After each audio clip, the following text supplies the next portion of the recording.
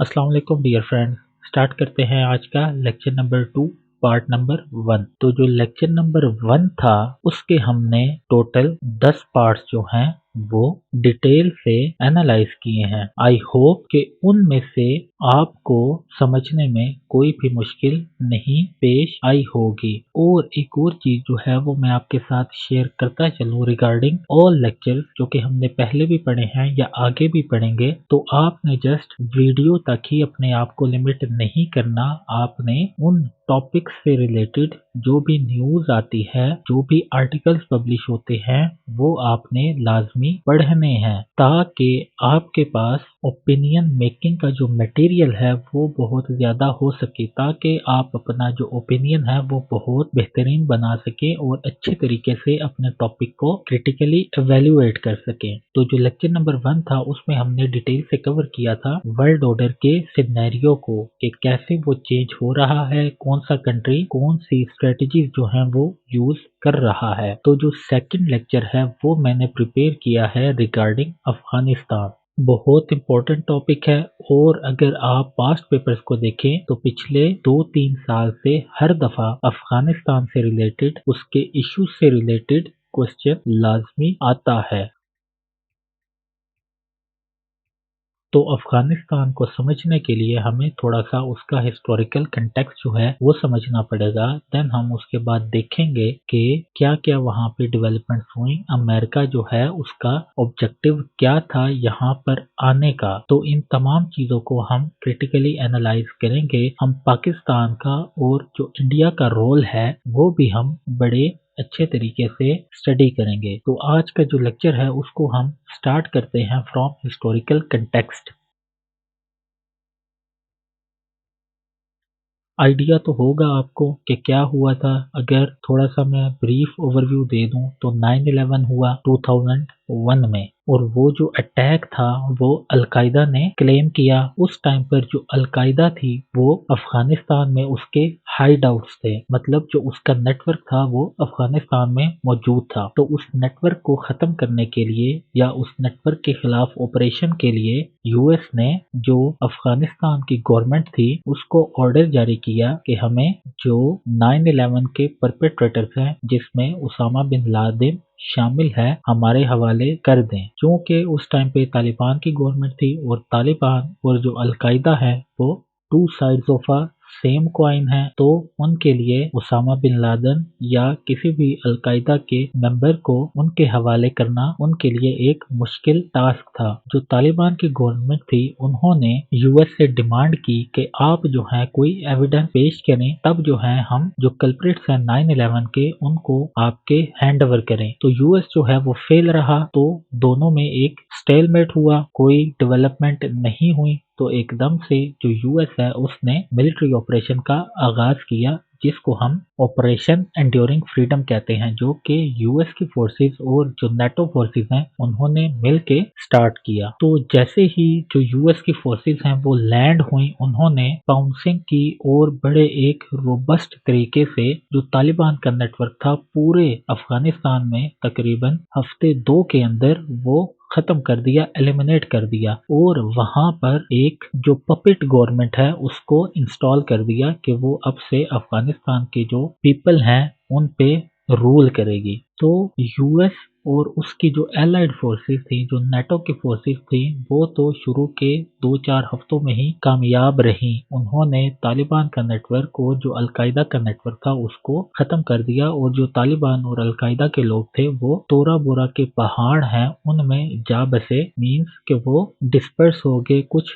पाकिस्तान आ गए, कुछ कश्मीर चले गए, कुछ सेंट्रल एशिया चले गए, कुछ जो हैं वो अपने ही इलाके में रहे और पहाड़ों में जा बसे। तो यूएस जो है वो तो उस नेटवर्क को एलिमिनेट करने में कामयाब रहा। बट क्या रीजंस थी कि जो ऑपरेशन 6 हफ्ते के अंदर खत्म हुआ वहां पर एक गवर्नमेंट भी इंस्टॉल कर दी गई, बट फिर भी जो यूएस है वो 20 साल तक, अबाउट 2 डेकेड्स, वो यहाँ रहा। तो कुछ ना कुछ तो उसकी रीजंस है ना। तो उन्हीं रीजंस को हम डिस्कस करेंगे अपने अफगानिस्तान के चैप्टर में। Let's discuss objectives of operation enduring freedom. तो जो ऑपरेशन एंड्योरिंग फ्रीडम के ऑब्जेक्टिव्स थे उनको हम पढ़ते हैं। टू डिसरप्ट अलकायदा को मुंतशिर करना था, उसके नेटवर्क को अफगानिस्तान से एलिमिनेट करना था।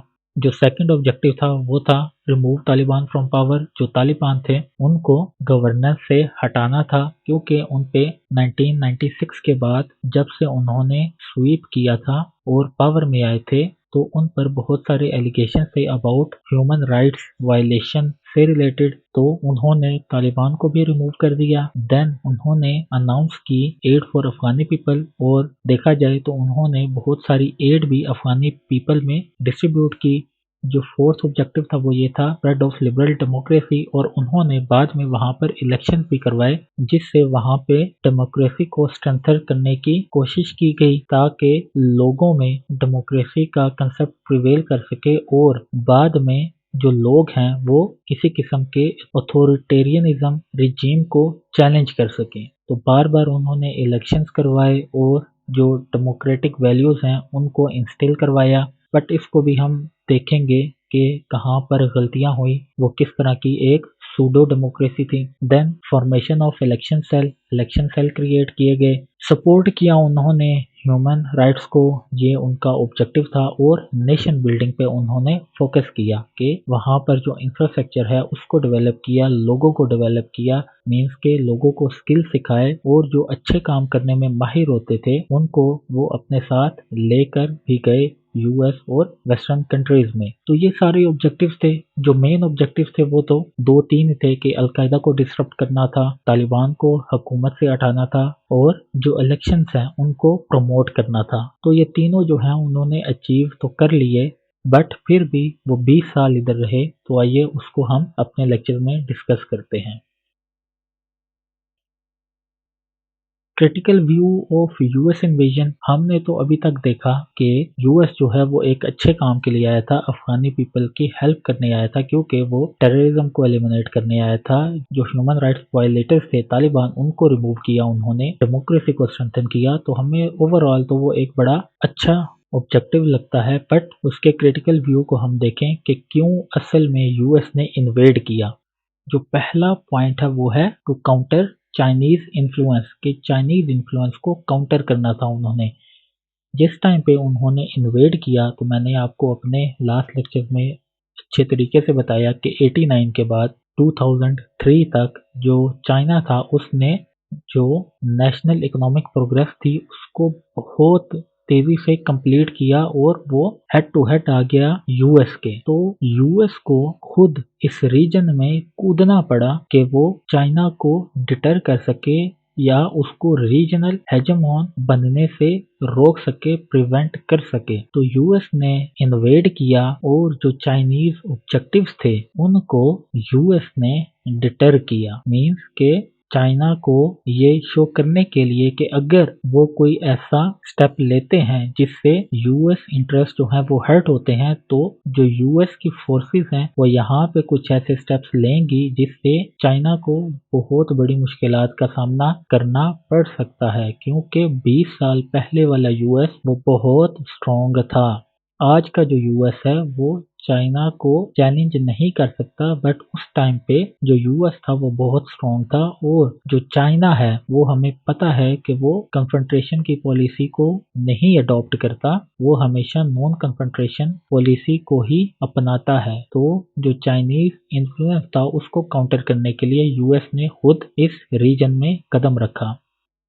The second point is keeping an I on Iran nuclear plant. अब हमें आइडिया है कि ईरान जो है वो न्यूक्लियर प्लांट या जो न्यूक्लियर वेपन है उसकी पोजेशन के लिए वो कितना एंथुजियास्टिक है। वो 1870 से उस पे वर्क कर रहा है। जब से इस्लामिक रेवोल्यूशन आया है उन्होंने बहुत तेजी से उस पर काम किया है। तो जो ईरान है उसके न्यूक्लियर प्लांट पे नजर रखने के लिए यूएस ने इस रीजन में कदम रखा या अपनी फोर्सेस भेजी। क्योंकि देखा जाए तो मिडिल ईस्ट में कोई भी न्यूक्लियर स्टेट नहीं है एक्सेप्ट इजराइल। तो हमें पता है कि इजराइल के इंटरेस्ट को बचाने के लिए ईरान पे नजर रखी गई, क्योंकि यूएस फोर्सेस इधर थी तो उनके लिए यूरेनियम एनरिचमेंट और दूसरे न्यूक्लियर प्रोग्राम जो हैं उनको अचीव करना ईरान के लिए बहुत मुश्किल था। तो ईरान को न्यूक्लियर प्लांट या न्यूक्लियर वेपन पोजेस करने के लिए यूएस के साथ कंसंट्रेशन करनी पड़ सकती थी। तो हमने देखा है कि उस टाइम पीरियड में ईरान ने अपने न्यूक्लियर न्यूक्स के लिए कोई बड़ा काम नहीं किया, अपने प्रोग्राम को उन्होंने हॉल्ट पे लगा दिया था, क्योंकि अगर ईरान यहाँ पे या अपने एरिया में अगर कंटिन्यू करते तो यूएस अपने इन्फ्लुएंस से बहुत बड़ा ईरान के लिए मसला पैदा कर सकती थी, क्योंकि हमें पता है यूएस जो है वो माहिर है किसी भी रीजन में इंसर्जेंसी क्रिएट करने के लिए। The third point is to put CARs under American influence. जो कार्स है वो सेंट्रल एशिया को कहते हैं, जो सेंट्रल एशियन रिपब्लिक हैं, तुर्कमानिस्तान, उज्बेकिस्तान, काजाकिस्तान, किर्गिस्तान, 5 जो कंट्रीज हैं ये सेंट्रल एशियन रिपब्लिक कहलाते हैं। और जो सेंट्रल एशियन रिपब्लिक हैं ये एनरिच हैं नेचुरल रिसोर्सेज से, जिसमें गैस है, पेट्रोल है, यूरेनियम है जिससे न्यूक्लियर वेपन्स बनते हैं, लिथियम है जिसे बैटरीज में यूज किया जाता है, आजकल की टेक्नोलॉजीज में यूज किया जाता है। तो वहां पर नजर रखने के लिए जो अफगानिस्तान है उस पे यूएस ने कदम रखा। और एक और चीज आपको बताता चलूं कि जो सेंट्रल एशियन रिपब्लिक है वो हमेशा से रशियन इन्फ्लुएंस में रहे हैं। जो सेंट्रल एशियन रिपब्लिक है वहां पर अथॉरिटेरियन रूल जो है वो कायम है, वहां पर डेमोक्रेसी नहीं है, क्योंकि वहां पर हमेशा से रशिया का इन्फ्लुएंस रहा है और अब भी रशियन इन्फ्लुएंस ही है। तो यूएस ने रहते हुए वहां पर बहुत दफा इंसर्जेंसी क्रिएट करने की कोशिश की थी सेंट्रल एशियन रिपब्लिक में, और उनके लीडर्स को बहुत दफा ब्राइब करने की कोशिश की थी। बट जो रशिया था वो चालाक था, वो हमेशा उनके जो लीडर्स हैं उनको अपने कंट्री में रखता था और जो सेंट्रल एशियंस है उन पे हमेशा अपनी कमांड जो है वो रखता था। तो इस वजह से अमेरिका जो है वो इधर था इन 2 रीजंस की वजह से, क्योंकि अगर देखा जाए तो दुनिया के सबसे जो प्रेशियस नेचुरल रिसोर्सेज हैं वो सेंट्रल एशियन रिपब्लिक में पाए जाते हैं, और वहां पर रशियन इन्फ्लुएंस को काउंटर करने के लिए यूएस जो है वो इधर आया। The fourth point is Pakistan Arsenal. जो पाकिस्तानी न्यूक्लियर प्रोग्राम है उस पर नजर रखने के लिए यूएस जो है वो लैंड हुआ अफगानिस्तान में, क्योंकि समझा जाता है जो पाकिस्तानी न्यूक्लियर प्रोग्राम है उसको खतरे की इलामत फॉर इजराइल एंड इंडिया। और पाकिस्तान की पॉलिसी भी यही है कि अगर हम पे किसी भी किस्म की कोई इन्वेजन की कोशिश की जाती है तो हम सबसे पहले अपना न्यूक्लियर वेपन है उसको यूज करेंगे किसी भी कंट्री के अगेंस्ट, वो चाहे इंडिया हो, इजराइल हो या यूएस हो, इवन कोई भी हो। तो पाकिस्तान के न्यूक्लियर प्रोग्राम पे नजर रखने के लिए और ज्यादा वेपन्स पोजेस ना करने के लिए जो यूएस है उसने मिलिट्री प्रेजेंस अपने अफगानिस्तान में रखी ताकि वो पाकिस्तान पर भी नजर रख सके। और हमने देखा जैसे ही यूएस अफगानिस्तान आया तो पाकिस्तान के हालात जो हैं वो बिगड़ना शुरू हुए, क्योंकि जो अलकायदा थी, जो तालिबान थे, जो टीटीपी थे,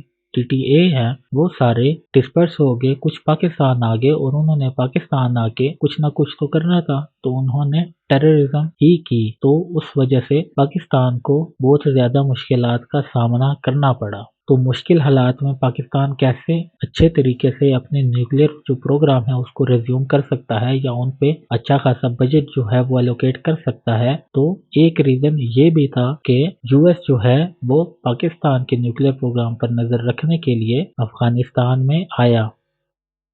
जो फिफ्थ पॉइंट है वो है मिनरल रिसोर्सेज ऑफ अफगानिस्तान। जो अफगानिस्तान के मिनरल रिसोर्सेज हैं वो बहुत ज़्यादा कीमती हैं। लिथियम है जिससे मैंने आपको पहले बताया कि जो आजकल के प्रोसेसर्स हैं वो लिथियम से बनते हैं। फिर कुछ ऐसे और स्टोन्स हैं जो कि बहुत ज़्यादा कीमती हैं, तो वो सारे यहाँ पर पाए जाते हैं। और एक सर्वे के मुताबिक more than I think $10 trillion से ज्यादा के कीमती जो चीजें हैं वो अफगानिस्तान में पाई जाती हैं कि जिनको अच्छे तरीके से एक्सट्रैक्ट किया जा सके तो अफगानिस्तान जो है वो बहुत स्टेबल हो सकता है। फिर जो लास्ट पॉइंट है वो है clash of civilisation. Clash of civilisation जो है वो बुक है और उसमें ये व्यू दिया गया है कि अब से जो लड़ाइयाँ होंगी वो सिविलाइजेशन की बेसिस पे होंगी। जिस तरह मुस्लिम्स हैं वो क्रिश्चियंस के खिलाफ लड़ेंगे या जो क्रिश्चियंस हैं वो मुस्लिम्स के खिलाफ लड़ेंगे, तो इस तरह जो लड़ाइयाँ होंगी वो सिविलाइजेशन एक दूसरे के खिलाफ लड़ेंगी। आप बहुत ज्यादा सुनते हैं गजवा हिंद के बारे में, तो ये भी सिविलाइजेशन का एक क्लैश है कि जो मुस्लिम सिविलाइजेशन है वो इंडियन सिविलाइजेशन जो है उसके साथ जंग करेगी। तो ये बहुत बड़ा कंसेप्ट है, अगर आपको मौका मिले तो इस बुक को पढ़िएगा। इसमें आजकल जो हो रहा है उसका सारा मंजर उन्होंने बहुत पहले जो है अपनी बुक में लिख दिया था, जिसको हम मल्टीपोलर वर्ल्ड कहते हैं कि कुछ अरसे में जो अमेरिकन हेजमनी है वो डिरेल हो जाएगी और दुनिया जो है मल्टीपोलर वर्ल्ड पे शिफ्ट हो जाएगी। मींस के हम देखते हैं चाइना भी उभर रहा है, इंडिया भी उभर रहा है, रशिया भी हो रहा है, जो ब्रिक्स कंट्रीज हैं वो भी आ रहे हैं और पॉलिटिकली, मिलिटरीली, इकोनॉमिकली वो यूएस की हेजमनी को चैलेंज कर रहे हैं। तो जो मल्टीपोलर वर्ल्ड की उन्होंने प्रेडिक्शन की थी आफ्टर कोल्ड वॉर वो हमें नजर आनी शुरू हो गई है। तो बुक पढ़नी तो आई थिंक बहुत ही मुश्किल है, बहुत कम लोग ही पढ़ सकते हैं, तो इसकी समरी अगर आप पढ़ सकें तो आपके लिए बहुत हेल्पफुल होगी। अब आते हैं जी मैप पे। जो मैंने आपको पिछली स्लाइड में सारी कहानी बताई उसका खुलासा हम यहाँ पे करते हैं। देखिए अफगानिस्तान जो है वो कितनी जबरदस्त पोजीशन में है कि अगर आपकी अफगानिस्तान में प्रेजेंस है और आप एक वर्ल्ड पावर हैं, हेजमोन हैं, तो आप कितने कंट्रीज पर जो है वो नजर रख सकते हैं। अफगानिस्तान के साथ ईरान की भी बाउंड्री है, तो ईरान के न्यूक्लियर वेपन्स पे नजर रखने के लिए, उनके न्यूक्लियर प्रोग्राम्स पे नजर रखने के लिए ये एक परफेक्ट लोकेशन थी। देन पाकिस्तानी प्रोग्राम्स पे जो न्यूक्लियर प्रोग्राम्स हैं या जो पाकिस्तानी पॉलिटिक्स है उस पे इंफ्लुएंस के लिए अफगानिस्तान जो है वो एक बेहतरीन पोजीशन है। उसके साथ ही हम देख रहे हैं कि 3 सेंट्रल एशियन कंट्रीज हैं, ताजिकिस्तान, उज्बेकिस्तान और तुर्कमानिस्तान, जो नेचुरल रिसोर्सेज में एनरिच हैं, तो वहां से चीजें एक्सट्रैक्ट करने के लिए या वहां पर अपनी डोमिनेंसी कायम करने के लिए अफगानिस्तान जो है वो एक परफेक्ट लोकेशन थी। देन उसके साथ ही हम देखते हैं कि बिल्कुल ही एक नैरो स्ट्रिप जो है आई थिंक 70 या 80 किलोमीटर की है, जो बॉर्डर है वो चाइना के साथ लग रहा है। तो चाइना में भी इन्फ्लुएंस रखने के लिए अफगानिस्तान जो है वो एक बहुत बेहतरीन लोकेशन थी। और ये जो 70-80 किलोमीटर की छोटी सी बाउंड्री है जो अफगानिस्तान को चाइना के साथ मिला रही है पाकिस्तानी एडमिनिस्ट्रेटेड कश्मीर के ऊपर, तो यहाँ पर मोस्टली जो मुस्लिम कम्युनिटी है चाइनीज की वो रहती है। तो उस कम्युनिटी को कैसे यूज किया जा सकता है उसको हम अपने आने वाली स्लाइड्स में डिटेल से कवर करेंगे। तो जो मैंने आपसे ऊपर सारी बातें की तो क्या वो सही नहीं है? जो हमें पता चलता है कि यूएस आया नेशन बिल्डिंग के लिए, डेमोक्रेसी के लिए, तालिबान को स्प्लिंटर्ड करने के लिए, तो वो चीज़ें जो हैं वो तो बिल्कुल बेकार लगती हैं। बट जो हमने क्रिटिकली एवेल्युएट किया तो वो चीज़ें हमें 100% जो हैं वो सही लगती हैं। तो आपने इसी तरह अपने जो तमाम लेक्चर्स हैं उनको एवेल्युएट करना है। Let's discuss defeat of USA, causes of USA withdrawal, कि यूएस ने शिकस्त कहाँ पे खाई, उसको शिकस्त कैसे हुई और उसने विड्रॉ क्यों किया। 20 साल इधर रहा है, 5 साल और रह लेता तो क्या इशू था, क्यों उसने विड्रॉ किया और शिकस्त की वजह क्या बनी, तो उसको हम एनालाइज करते हैं। अगर हम पॉलिटिकली कॉज देखें, जो पॉलिटिकली डिफीट बनी वो ये थी कि जो अफगानी पॉपुलेशन है वो मोस्टली पश्तून है, 50 to 60% पश्तून है, बाकी जो है वो ताजिक्स हैं, कुछ टर्क्स हैं, कुछ सेंट्रल एशिया से आए हुए हैं, मतलब कि वो इतनी मेजोरिटी में नहीं है। तो जब यूएस आया उसने तालिबान को पावर से हटाया तो वहां पे उसने एक इंटरम सेटअप कायम किया जो कि इनकैपेबल था क्योंकि वो मिनॉरिटी पे बेस था। कुछ ताजिक उन्होंने हुकूमत में लगाए, कुछ टर्क्स थे, लेकिन जो पश्तूनों की नंबरिंग थी गवर्नमेंट के इंस्टीट्यूशन में वो बहुत कम थी। तो एक मेजोरिटी लोगों को दूर रखा गया पॉलिटिकल सेटअप से।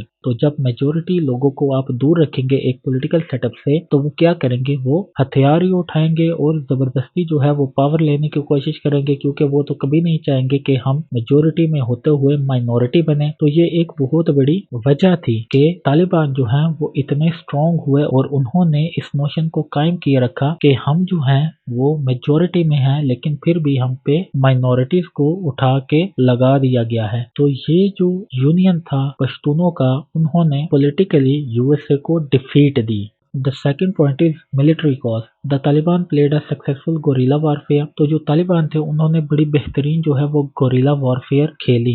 गोरिल्ला वॉरफेयर इस तरह के वो यूएस की फोर्सेस पे हमला करते थे और पहाड़ों में जाके छुप जाते थे। तो जो यूएस की फोर्सेस थी वो उन पे हमला नहीं कर सकती थी क्योंकि वो छुप जाते थे, उनकी लोकेशन जो है वो समझ नहीं पाते थे। तो इस चीज ने तालिबानों को बड़ा एलिविएट किए रखा, उनके जज्बे को बड़ा एलिविएट किए रखा। देन जो यूएस की फोर्सेस थी वो ज्यादातर गूगल मैप पे ही रिलाई करती थी। अब अफगानिस्तान जैसा इलाका जहाँ पे सही तरीके से पूरा रोड नेटवर्क भी नहीं है और पहाड़ है, तो दुश्मन पे हमले के लिए वो गूगल मैप्स को यूज करती थी।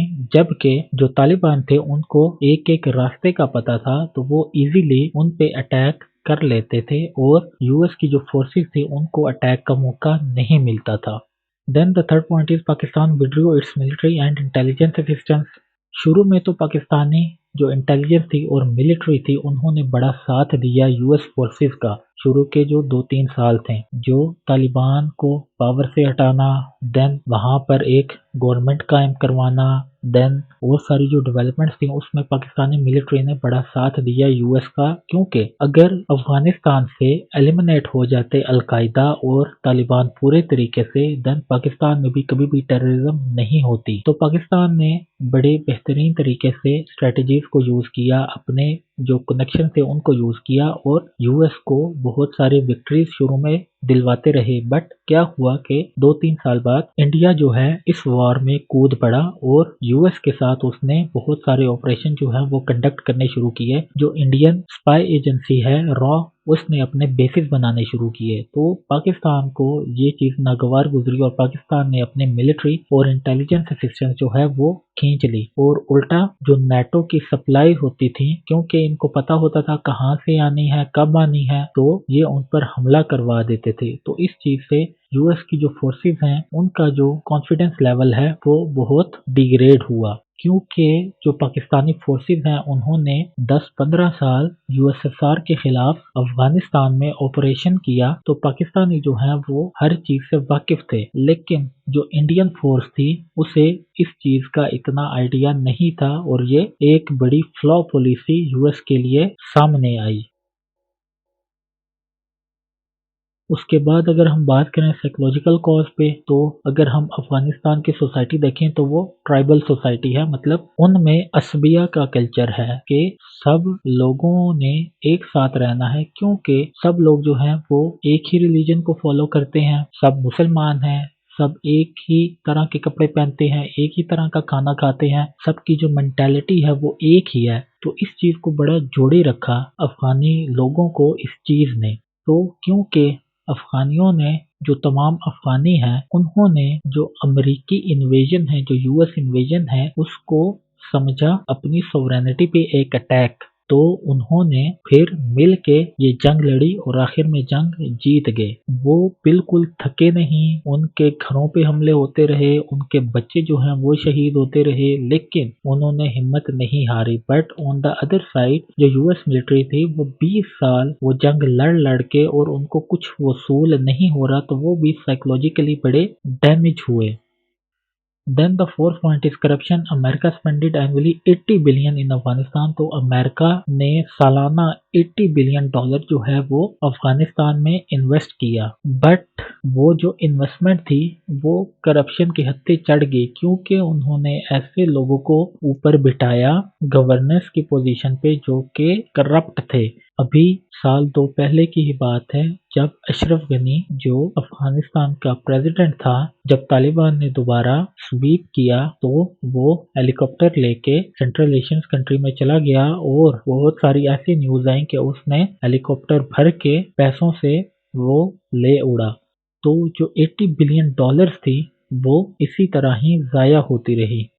और जो अफगानिस्तान की फोर्सेस हैं उनकी जब रिक्रूटमेंट की बात आती थी तो वहां पर नेपोटिज्म बहुत देखने को मिला। किसी का ताया चाचा मामा उधर काम करता था तो उसने अपने सारे रिश्तेदारों को फोर्सेस में भर्ती करवाना शुरू किया। तो ये चीजें जो हैं, इस तरह की जो करप्शन हैं, उन्होंने बहुत डैमेज किया यूएस की पोजीशन को।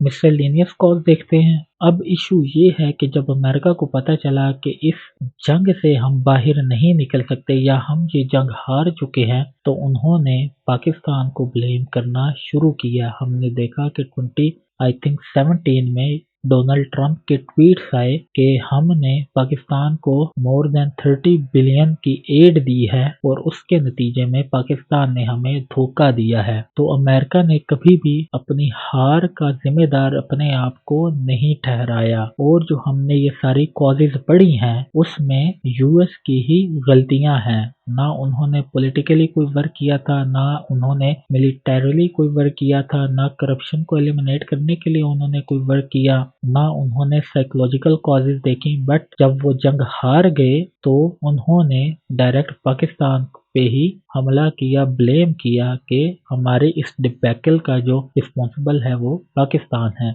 उसके अलावा 20 साल हो गए, जो अमेरिकन थे जाहिर है उन्होंने फंडिंग कहाँ से करनी थी, तो उन्होंने जो टैक्स के पैसे हैं वही स्पेंड करने थे अफगानिस्तान में। तो अमेरिका के अंदर से आवाजें उठनी शुरू हुई, क्योंकि वो एक मोरली स्ट्रॉन्ग सोसाइटी है, वहां पर फ्रीडम ऑफ स्पीच है, तो वहां पे लोगों ने इस चीज के खिलाफ अपनी वॉइसेस जो हैं वो रेज की कि हमारा जो टैक्स का पैसा है वो 20 साल से बगैर किसी गोल्स के, बगैर किसी ऑब्जेक्टिव्स के वो वेस्ट हो रहा है। तो यूएस के जो ऑफिशियल्स हैं उनको इन चीजों का भी सामना करना पड़ा, तब उन्होंने जाके अफगानिस्तान से विड्रॉ किया।